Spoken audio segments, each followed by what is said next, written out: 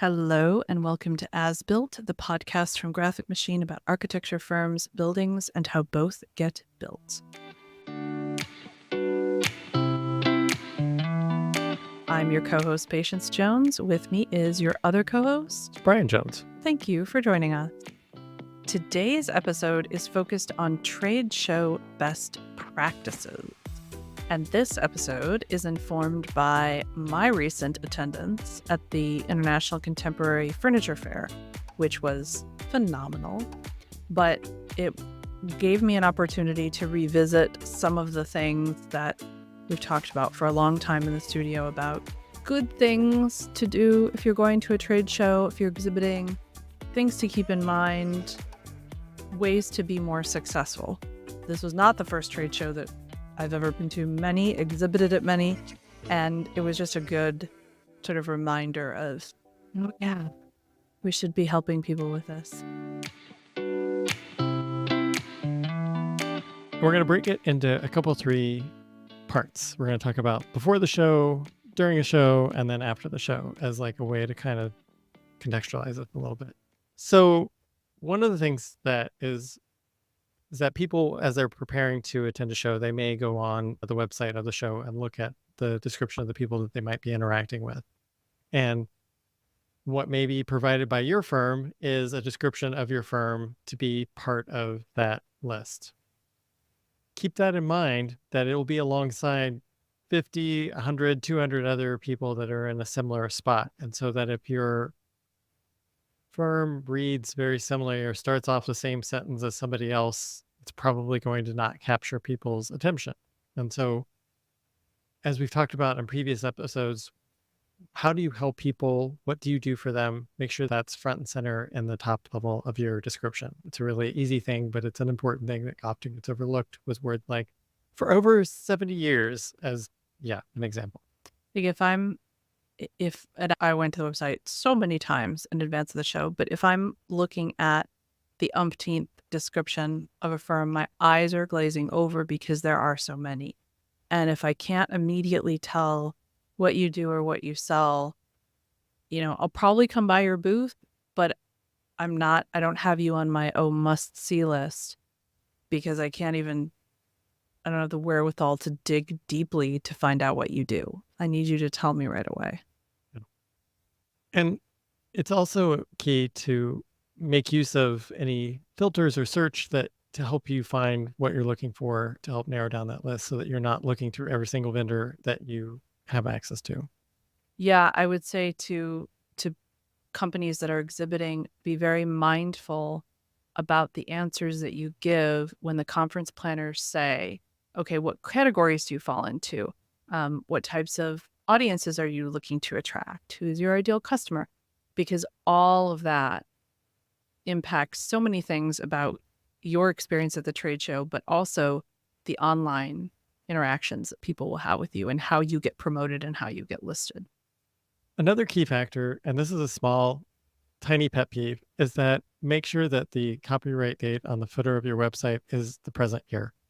This has nothing to do with trade shows and everything to do with what sticks in his craw. But it's an easy thing, but it was amazing how many didn't have that. So, yeah. Yeah. Which just makes your site look outdated, which means, are you outdated? Are you even still in business? How much do you care about this, et cetera? Yep. Small thing. A little small thing. Other ways to promote the fact that you're going to be at a trade show, because it's great to rely on the conference promoters, but they can't do everything for everybody. Make sure that members of your team are putting it out on LinkedIn that you're going to be somewhere. You might want to have a notice on your website or on your social posts. Tell people where to find you. Include the booth number. Yes, the booth number is so important, especially for the larger shows.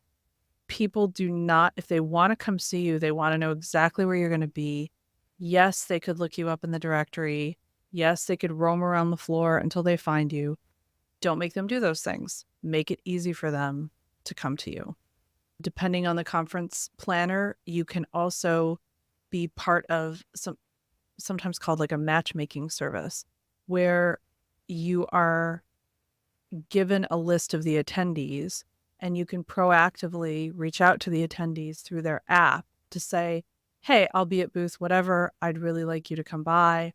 I'm inviting you to the booth. I'm interested in connecting with you. Those are great tools. And then kind of thinking, moving on to during the show. It's such a wild spectrum of most people. And I'll say this. What I'm about to say is not a reflection at all on any particular show or show planners or show promoters. The way that somebody presents themselves and their company at a trade show usually is 99 to 100% on that company, not on the conference or the trade show itself. There are a lot of places that do a really good job. And by good job, I mean you have a well-designed booth. It looks like it was thoughtfully designed, not thrown together at the last minute. You have great signage that tells people immediately who you are and gives them some idea of what you do. You have somebody, at least one person, working in the booth, greeting people, talking to people, being able to explain what you do. You have business cards if people want them. You have, if your show offers a little digital card reader, you're using that.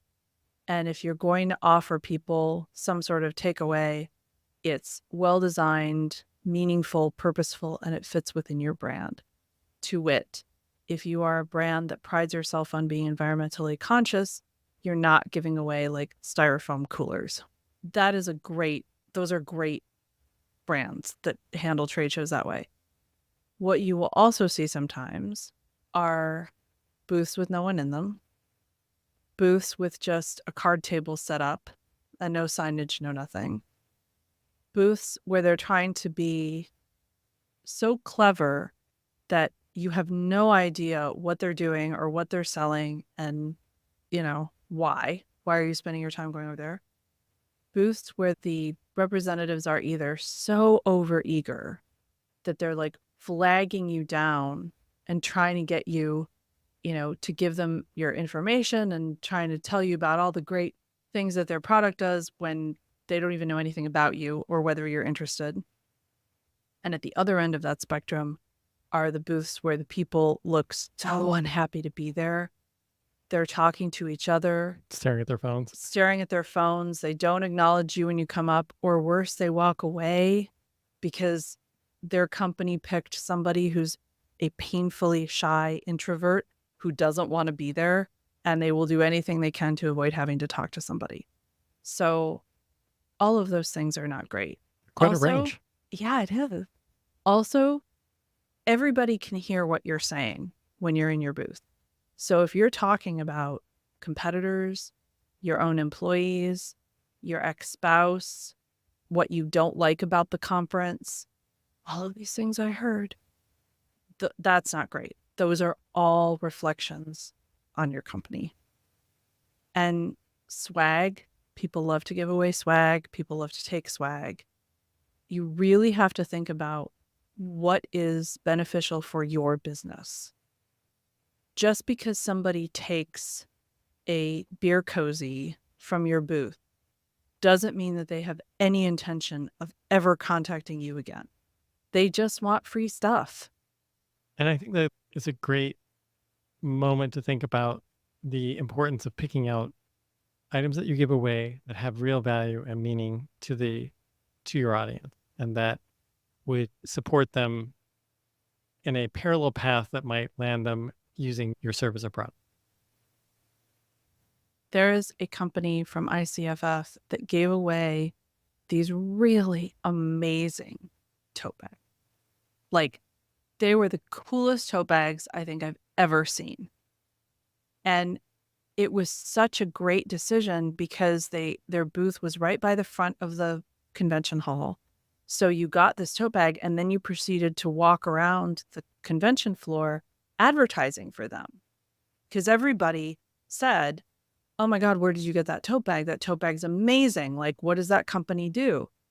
that was really smart. And tote bags don't have anything to do with their core business, but that product reflected their commitment to design, that they knew what people would talk about, and it got them lots of free advertising for days.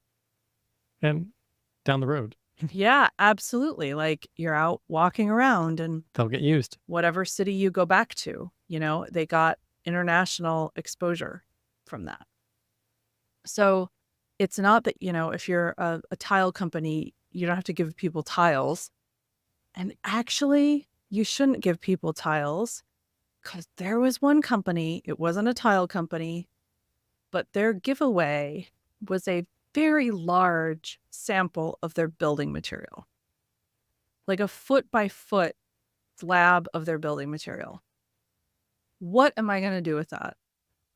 I mean, real, I'm going to carry that around. I'm going to take it to the airport. I'm going to FedEx it back. Like, it was just really poorly thought out. But I'm sure in some meeting somewhere, someone went, oh, no, this is great because this is our material and people will be able to see it. So just think about it from the perspective of the person going to the show. So, thought about the pre-show. You've been to the show, and now you're post-show, and what are the next best steps, do you think, to kind of round out this experience, and what opportunities does it present? It creates a lot of opportunities, and I think it's imperative to not squander them. So the most successful follow-ups are what I would call a gentle follow-up, which is usually an email from the firm or the brand saying, hey, thanks for stopping by our booth. We like to see you. We'll be in touch. Or, please reach out if you have questions. I know that I've been added to a bunch of email lists, and so far nobody has abused that. And these brands, if they're smart, will keep me on their list and pay attention to what content I interact with, and begin to send me more tailored messages or reach out with emails, say, hey, we noticed you were looking at XY product, or we noticed that you were interested in this project. That's the best thing that you can do, and send LinkedIn requests to people that you've met through the show. Very important. We're kind of living in an era where people expect that hyper customization of content and information. So bear that in mind, that blasting out a generic message to people, it's not doing your brand any good, and it's probably going to do more harm. The generic thing to everybody who came by your booth of thanks for coming by the booth, totally fine. Or if your firm is changing its address and you send out, Sure. okay, fine. But over time, you should be tailoring that content. Is this person more interested in this type of communication or that type of communication or this topic? And there's nothing wrong with, and we would encourage sending one-off emails person to person. If you see, oh, I noticed that this person has been, they keep going back to our newsletter and reading the same piece of content over and over again, I'm going to reach out to them and see, if we can connect, and because there's obviously interest there.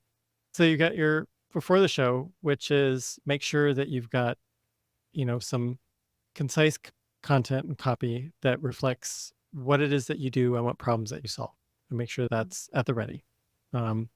Make sure that you are sharing your booth information and the actual number in your social media posts that you're building in advance of the show as well. That is correct. So what are the during the show takeaways? Be generous. Be generous with your time and with how you greet people, with engaging people.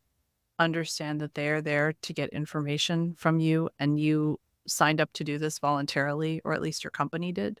So make it as easy as possible for people to understand what it is that you do. And at ICFF, at the furniture fair, it was very easy to provide places for people to sit, because that's what a lot of the companies do, is they provide furniture. But you can think about that too in your booth design. If you give people a place to just sit down and, take the weight off their feet for a little bit, they're going to think more fondly of you. Yeah. So really think about everything that you're doing at the show from the perspective of the person coming to see you. And after the show. After the show, be kind. Don't barrage people with a bunch of communications all at once. Just do the, hey, thanks for coming, and here's how to contact somebody, and then put them on the normal cadence for follow-up. Understand that just like you're coming back after however many days of being away, so are they. And they have a lot to catch up on. And I appreciated brands that waited a few days after the show to start sending things. Yeah. I thought it showed that they understood their customer.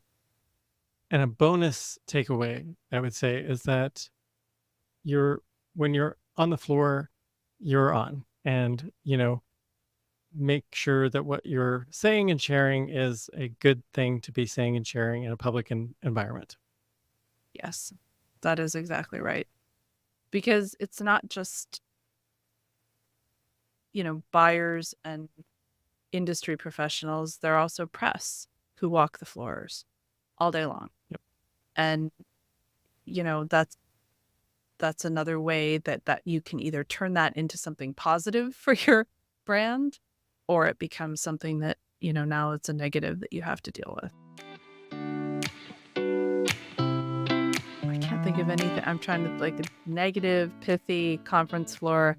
I got nothing. I'm zapped. Yep. So thank you. I will just say a very heartfelt thank you for joining us, and we will see you next time.